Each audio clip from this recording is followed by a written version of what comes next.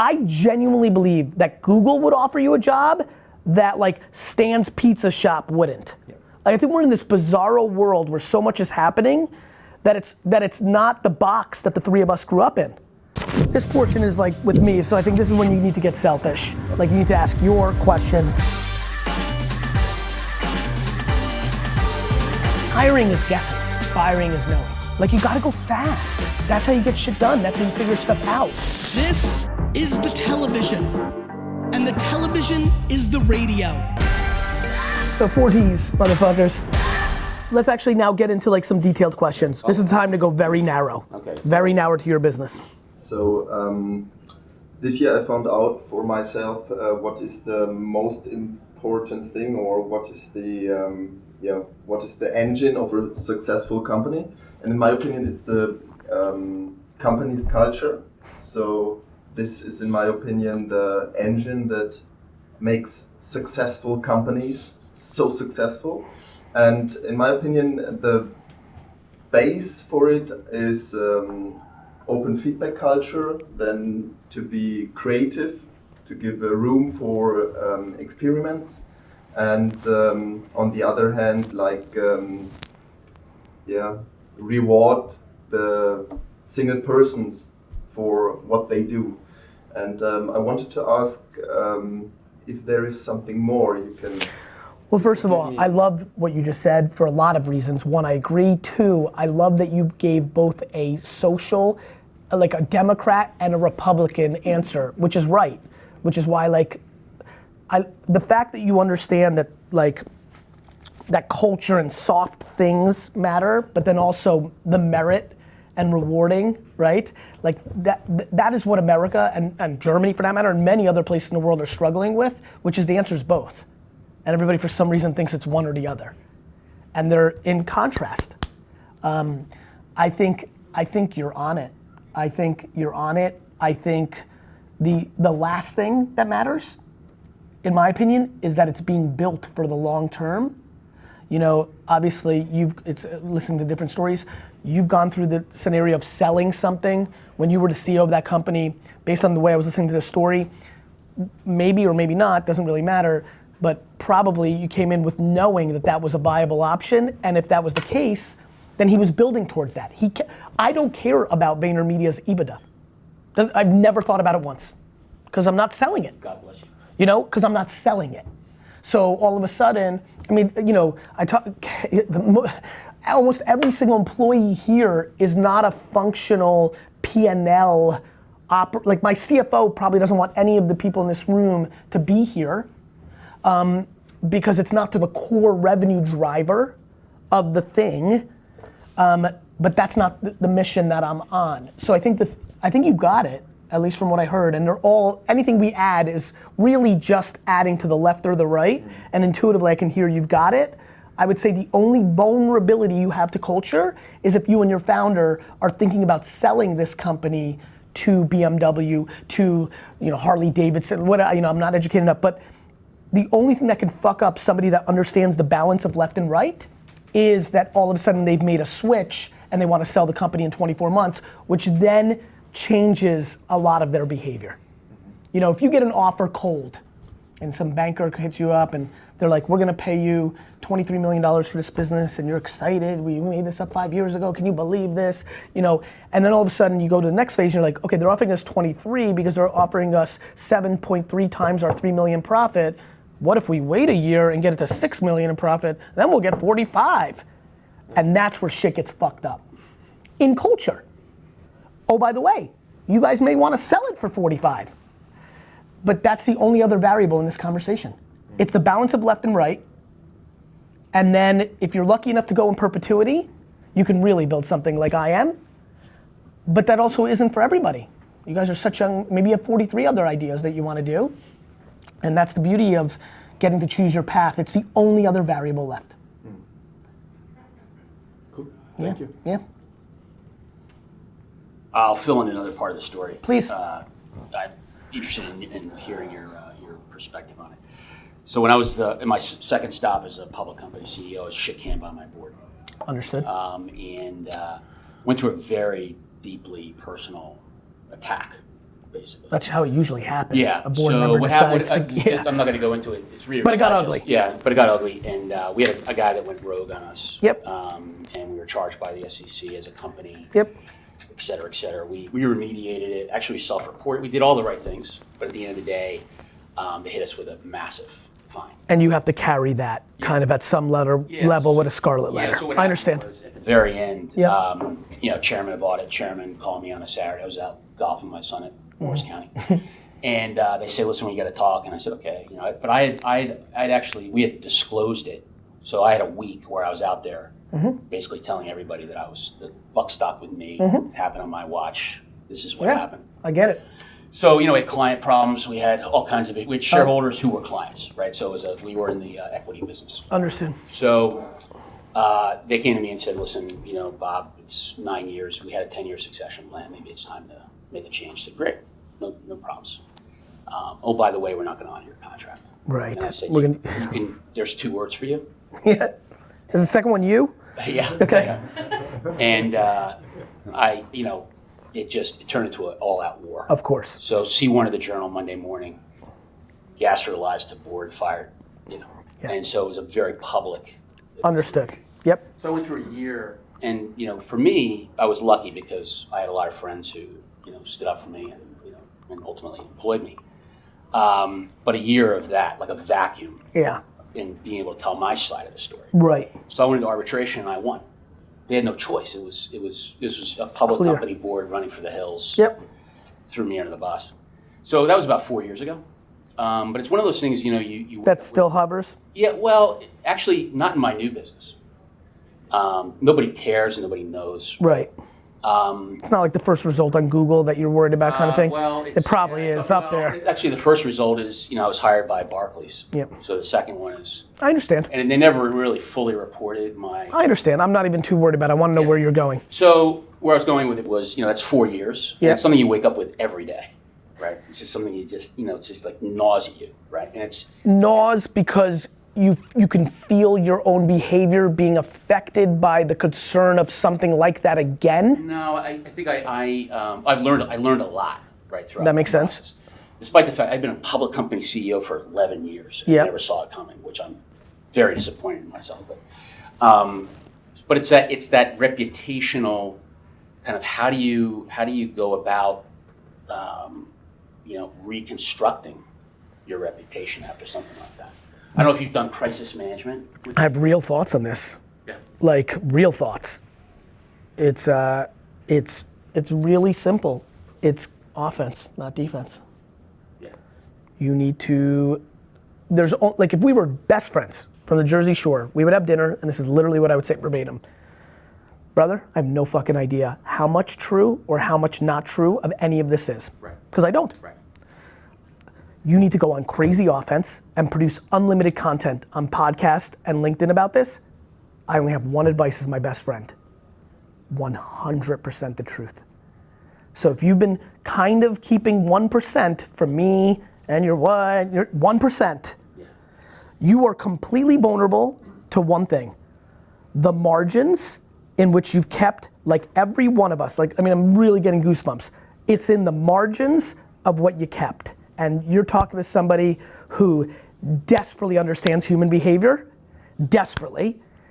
That is your vulnerability. That is your jail. That 1%, could be 50%, you could be fucking completely lying. I have no idea. Yeah. But Could be. honestly, life is life. Like my level of judgment these days, I was never good at judging people. Now that our entire culture is only about judging people, I think it pushed my 0.01 left to 0. That's all we do. All we do is go on Twitter and judge each other, left and right. Headline, judgment. I mean, a woman in the UK today said I'm a terrible person because she screenshot one Glassdoor review and decided that's the truth of what's going on in these 4 walls. Like that is what we live in. Right. That's fine. But now I'm at 0.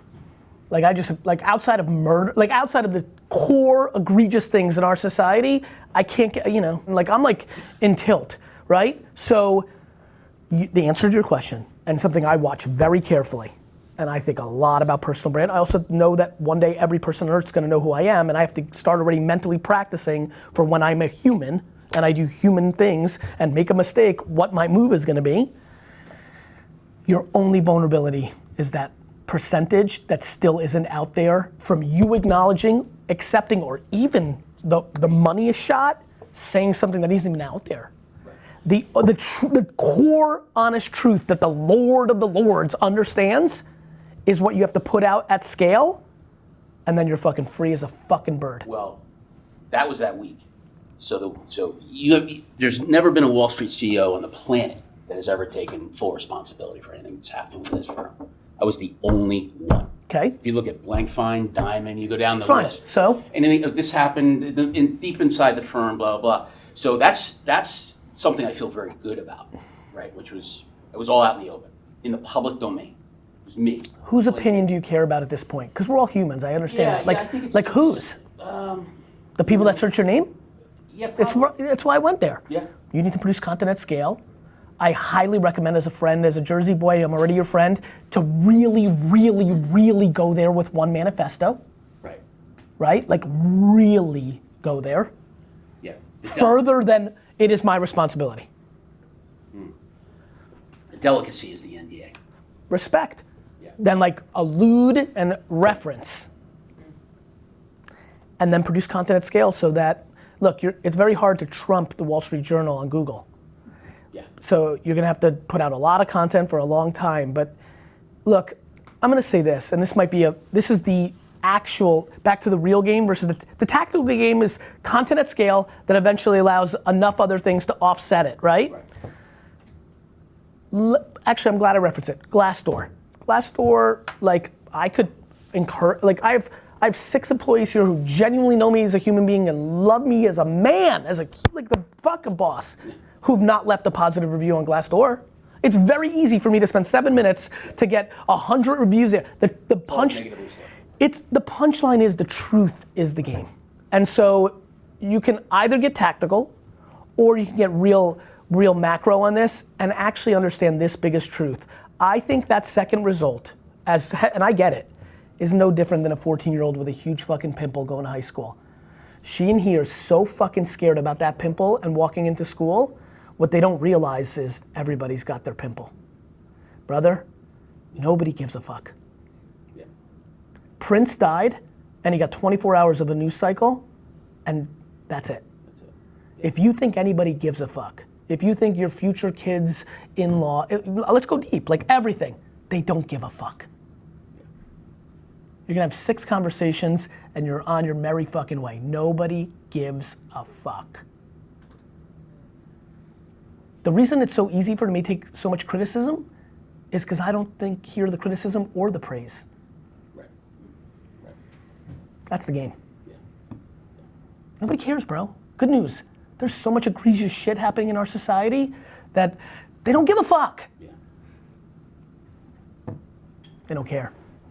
They still play offense. They don't care the way we grew up. Right. It's just changed. Yeah. And if you feel like you've put out everything you can, I would challenge you between the it's fully my responsibility and the NDA in a LinkedIn post around something macro of like a manifesto of like things I've learned in the last decade. Yeah. And you put it in there. See where I'm going? Yeah, so it's interesting because I was just asked to speak to the biggest securities industry group about being a public company. I think you go 100% accountability. Yeah. I think honestly I never. But you know what I mean? Listen, we're talking it up here. Like I think where you can really win these games is it's human nature to spend 8% of the time to 50% of the time on the board member that really wanted you out because they're shorting the stock behind your back. Like whatever it might be. I think the unlock is 100% accountability. Yeah. I got too high on my own supply and I didn't pay attention. I kind of, like real shit, like I should have went with my fucking senses. I kind of felt there was something brewing, but I got caught up in the rat race of every 90-day numbers. Like real shit. Yeah. Real shit. Yeah. Real shit. Put it out there. Put it out there. Yeah. It's not fun for me to put my shit out there, but like I don't want anybody to have leverage.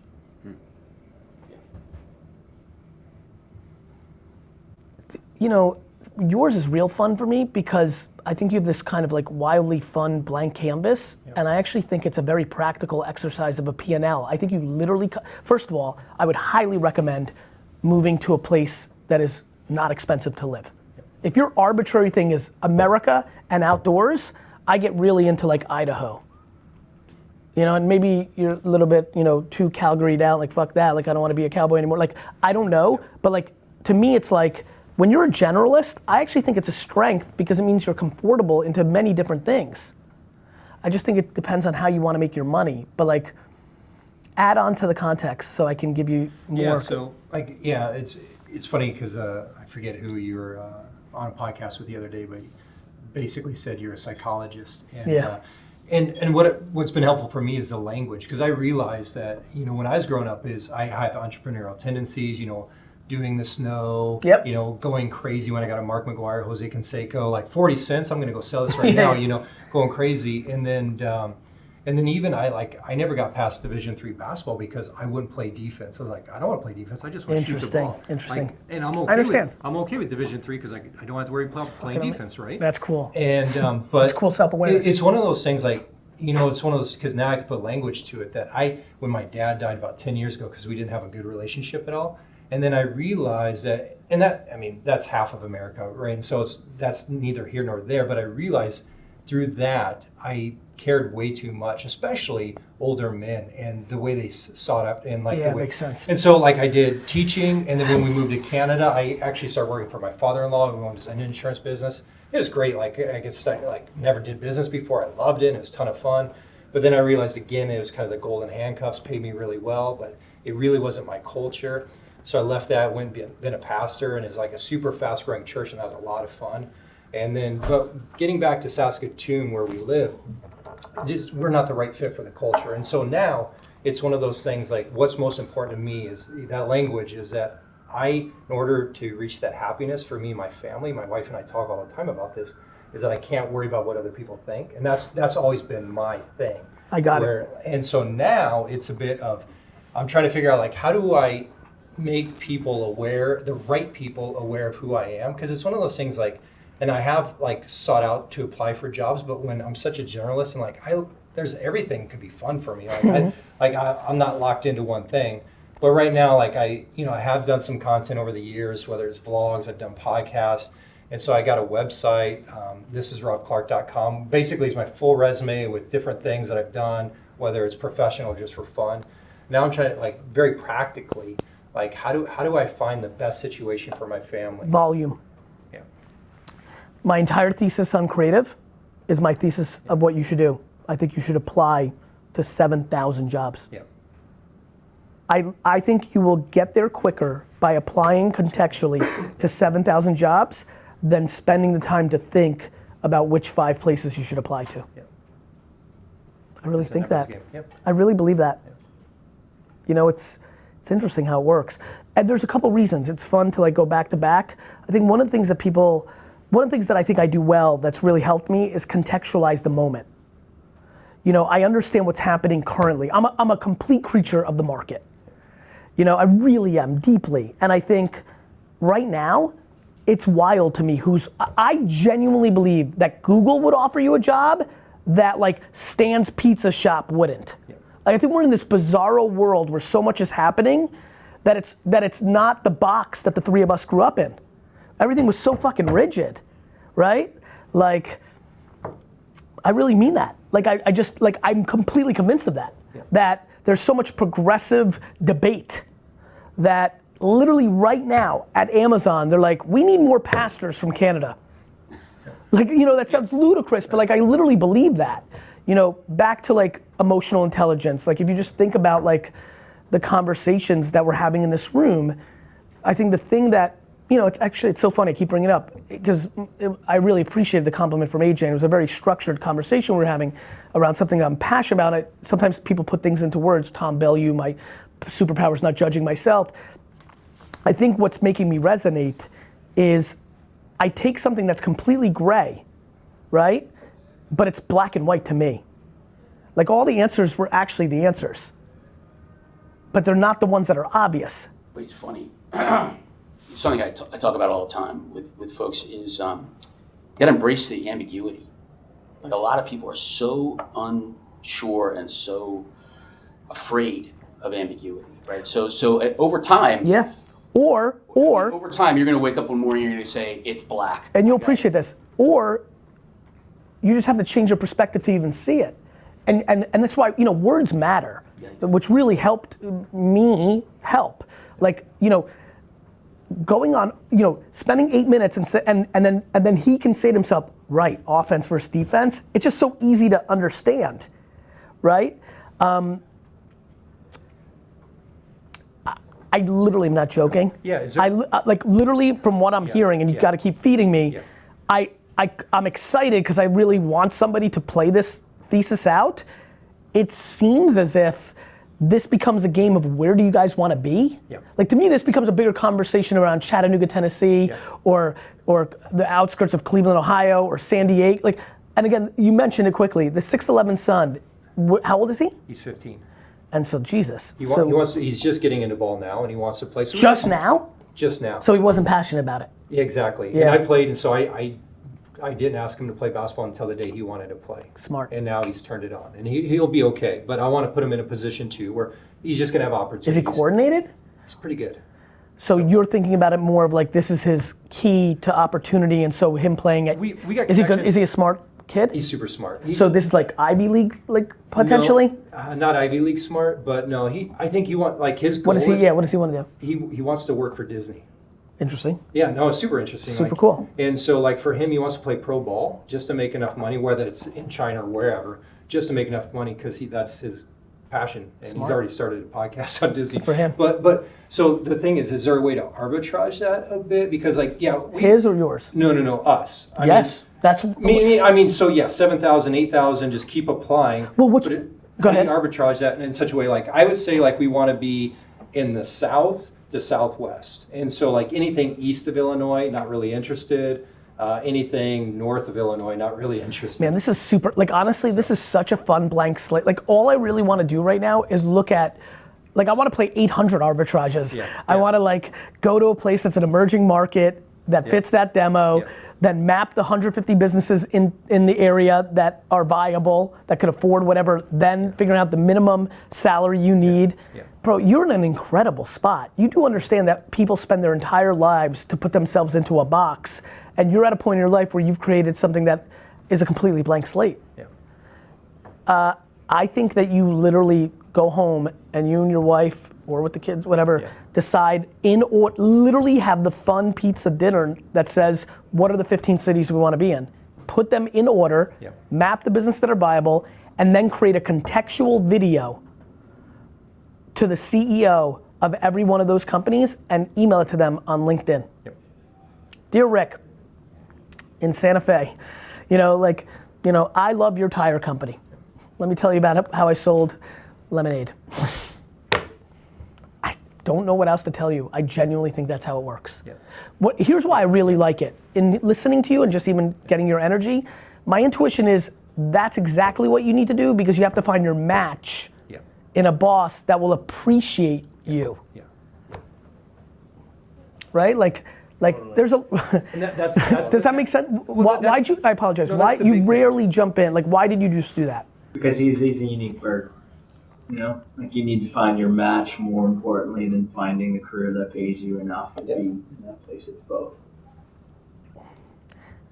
I think that's what's really working for a lot of people in this company. I'm a uniquely different guy, thus a lot of people are succeeding here that won't succeed elsewhere, and vice versa. There's a lot of people that come in here that are confused by why they got fired, because it worked everywhere else. It's bodies and organs. And to your point, you're a kind of organ that needs to find the right body. That's exactly right. That's the thing, and that's why I'm trying to figure out, but that makes sense. But by the way, for example, I hear you talk, and it's very gray, right? And and I'm in love. I'm like, oh man, too bad we're not in it. Maybe. What about LA? I love it. LA is number one. Well, great. I mean, you. By the way, you can flat out email me your lowest number. LA's a little expensive. My running thesis is you need to go to somewhere weird. Because then you're really in the game. There is an arbitrage between emerging city that fits your profile, but has enough businesses that could actually, and I don't know where that is. I don't know if that's one of the number 3 city in Arizona. I don't know if that's some, you know. Salt Lake. You know, but that's the Mormon Mafia. Yeah, but it's you know, huge growth in Salt Lake. Huge. In a great way. And the Mormon Mafia is awesome. Like this is like, I go with that as a positive to, do you have a best friend that, you know, played at BYU? like literally, like, it's all ARB. It's all looking for patterns and white spaces. Do you have a sense of how low the number is? It obviously maps to the housing cost and right, the cost, right? Yeah. Yeah, we're at a place, my wife and I, and we call it a season of drought, where we've been back in the city she grew up in, and for the last 4.5 years that we've been there, and if this video is going to get out at some point, and a lot of her friends are going to be like, what? And she just doesn't want to be there? No, she doesn't want to be there. And so it's great. And so, yeah, so for us, her friends subconsciously know it anyway. Yeah. So ultimately, we're at a place where, like, because she's Canadian, the rest of us are American. Like, the immigration process we've started, we paid the money, the lawyers are working on it. So as soon as that's done, you're going. Then we're going, even if there's a job or not. So the lowest 7,000 applications. Yeah. And make it fun. Yeah. Enjoy it. Yeah. And again, getting to that language is realizing, like, and I feel so bad because we're blessed. Rochelle and I have a great relationship. Kids are healthy. They're great kids. Like, everything's great, but still we're unhappy, right? And then you just need to change your environment, it sounds exactly like. Right. You're unhappy about the micro. The macro you're set, which is why you're actually winning and happy. Yeah. So cool, fucking fix the micro. Yeah. Make 7,000 videos. Yeah. Somebody's gonna click. Yeah. I'm positive. The game is changing. Yeah, well, I used to say, you know, how many Yale lacrosse players can we hire? You know, you ready for this? I don't know a single school that anybody that works for me went to. I think Nick got kicked out of fucking Ryder for smoking weed one day in. I think D-Rock went to something that looked like Mount Ida College. I feel like there's like 3 people, like I have no idea what I have no fucking idea. I'm not, but now they're hiring kids with associate's degrees, which is awesome, right? They would have never done that 2 or 3 years ago. Never. It doesn't fucking matter. Doesn't matter. Doesn't matter. Really doesn't. It matters if you can do something. Like, matters if you're doing quant work, if you know how to do math. But even then. But like, you know. Even then. I mean, I wasn't a math major. Because you went up. Because you went up higher. You right? But I had enough. But I was numerate enough. Well, that's the point, right? Like I don't. Because I think what happens is that this is the problem. Wall Street mystifies the business romantically. But at the end of the day, it's pretty simple, right? Even the derivatives businesses are pretty simple. Everything is super simple. And, you know, I don't think there's a single job I could hold at VaynerMedia besides the one I have. I'm pretty sure. Maybe if we had a sales team. Like, just couldn't. Just don't have the grammar skills to begin with. I would have never gotten into this place unless I interviewed directly with me. You know? Can we sneak 1 or 2 more in? I know we got 1 or 2 minutes.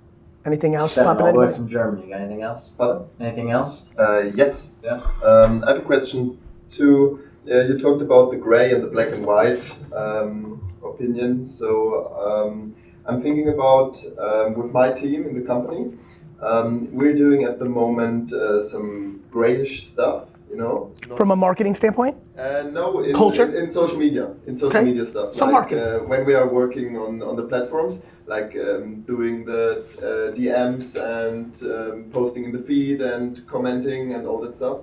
But we figured out with our capacity, it's not possible to do anything because then we're doing it like half and not full. Okay. And so I want to cross out things. You want to stop doing certain things? Yes. And I wanted to ask, so we are community-based, so the community is in the focus. But when we are on YouTube, Facebook, Instagram, Pinterest, and TikTok, what actions on the certain platforms I should do not anymore? Which ones don't you like the most right now? At the moment, the most capacities have direct messages, but what we heard before, direct messages are in the future the key, maybe. I want to make sure I understand. What behavior are you doing right now? In the way that you're asking the question, what behavior right now that your team's doing that you can't do everything because it's half pregnant?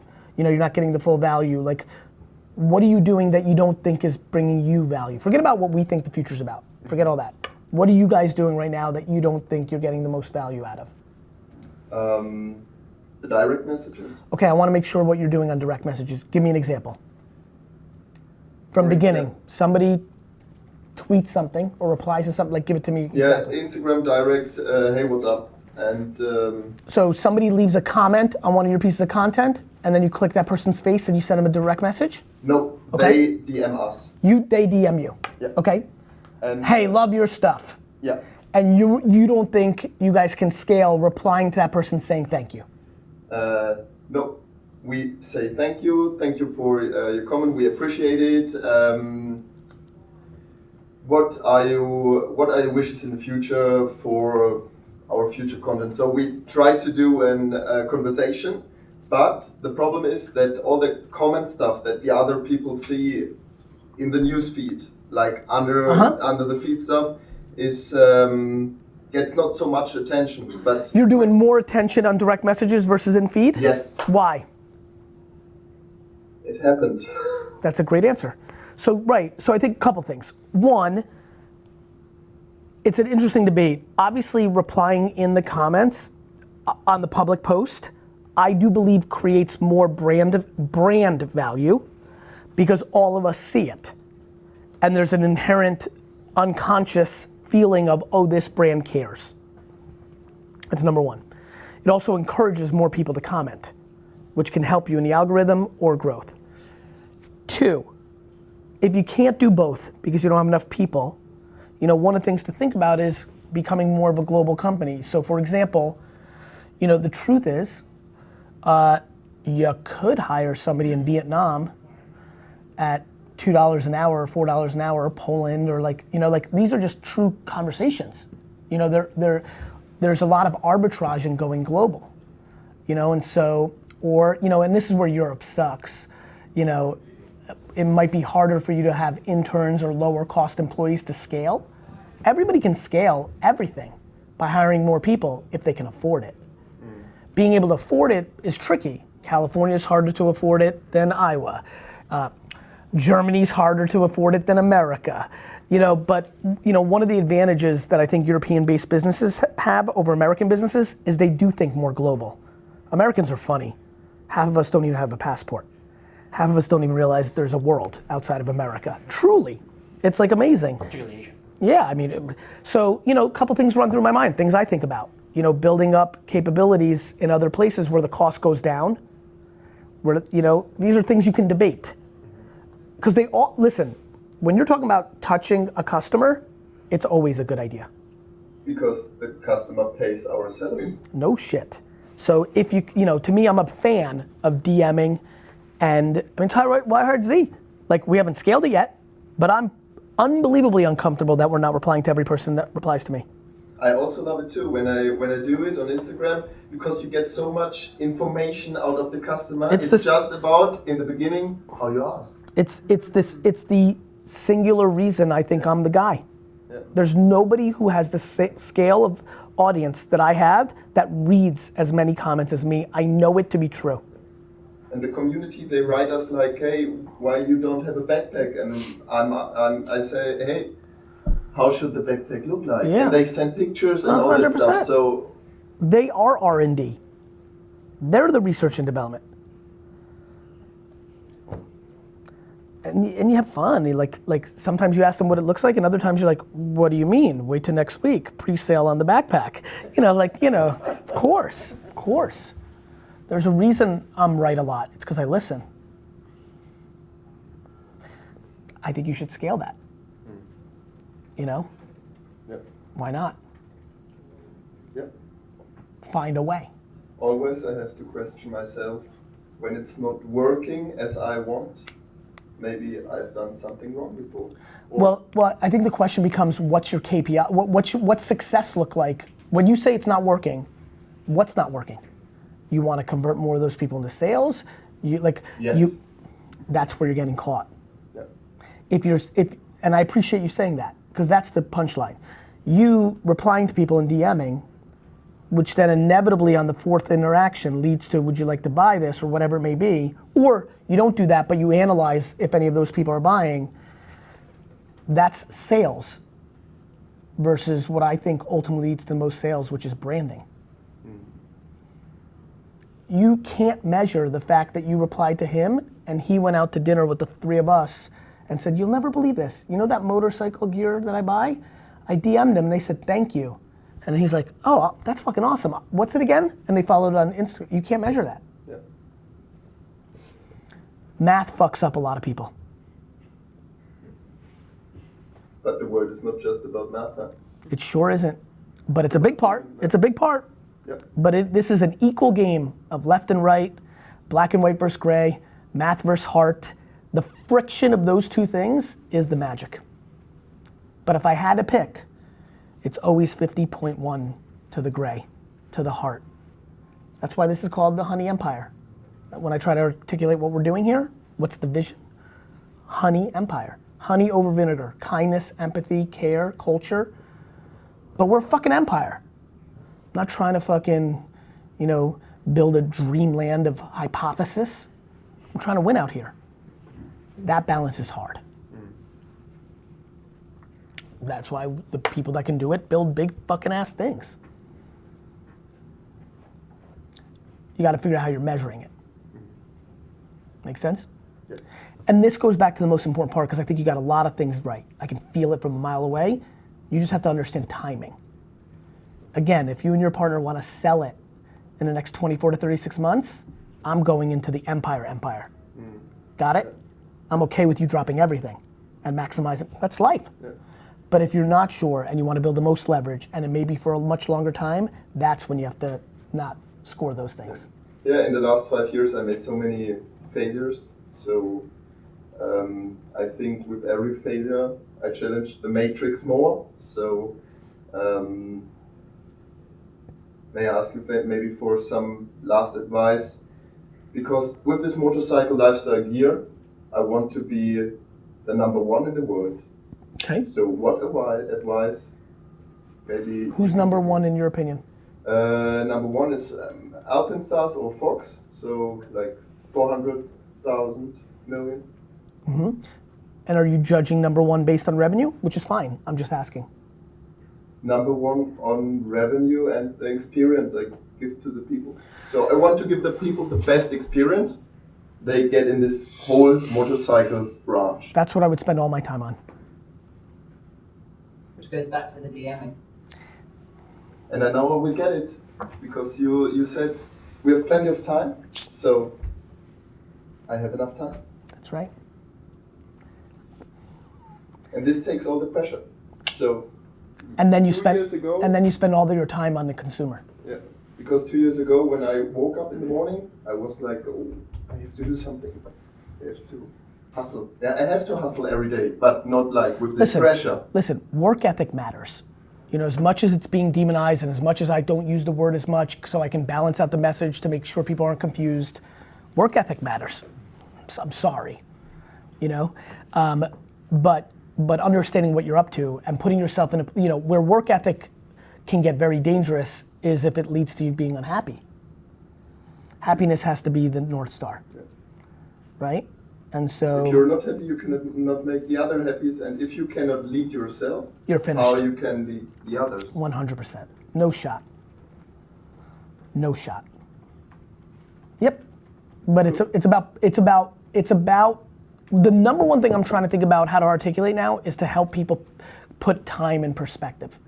I've come to why at 15 did I used to play a game with myself which said, oh my God, in 7 years, I'm gonna finally be able to work when I'm 22, right? No, my parents were gonna push me to college, and then, okay, and this is me at 15. Okay, 7 years ago is 8. Okay, 8. All right, that was 83 in Edison. Oh, that doesn't seem that far. Like, I've always done that. I do it today. I'm 43, I'm about to be 44. Okay, I've lived my whole life. When I'm double, I'll be 88, and I'll still be hungry, and that's probably when I win the Super Bowl, and okay, fuck man, I've been around for a long time. That's a lot from the day I was born to now is 44 years, and I'm gonna do that again? Jeez, like, I think so much of my happiness comes from contextualizing time better than most people. I think most people are macro impatient, you know? And I think I'm macro patient. Macro patient, micro speed. And I think in the micro, people are slow. People are fucking working for 3.5 hours or producing or creating for 3.5 hours in a 24-hour day, but they don't know why shit hasn't happened this year. And I'm fucking on fire. Like, I feel stressed that I'm already 4 minutes over here. Like, literally right now, I feel tension that I know I'm 4.5, 5 minutes over, right? But you're here and I like want to deliver, but I'm talking about 44 years from now. So in the micro, I'm faster than fuck, but in the macro, I'm slow as shit. And so I'm literally reverse. And that's why I think I'm gonna get everything I want. And I think this will also only work if you cross out things like, I will not do this, I will just focus on that. But you have to cross out based on your paradigm, not what people told you is right. The amount of shit I do every day that makes no fucking sense would blow your mind. Yep. But I think it's right. I have a major fire over here with a client where I can lose $3 million, but I'm gonna do this Jets podcast. I think it's right. Because it makes you happy. Makes me happy, and I have a macro plan. It's another 15 Jet fans I'm gonna convert, and like I'll make up that revenue, and it's gonna actually be all right, because Katie's got it. And if she doesn't, it's a good read on Katie. And like all these other variables, most things, almost nothing matters. Almost nothing. That's where, you know, and I can see you're picking up what I'm putting down, like, that's why I'm happy. Nothing, what? What? Make payroll. Right? This is, you understand this. I heard you very loud and clear. This is basic shit.